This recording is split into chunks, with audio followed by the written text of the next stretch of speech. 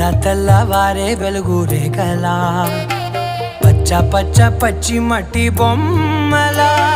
అల్లి బిల్లి వెన్న పాల నురగల అచ్చ తెలుగు ఇంటి పూల కొమ్మల దేవదేవుడే పంపగా ఇలా దేవతే మా ఇంట అడుగే పెట్టెనంట బ్రహ్మ కళ్ళలో కాంతులే మా అమ్మలా మా కోసం మళ్ళీ లాలి పాడేనంట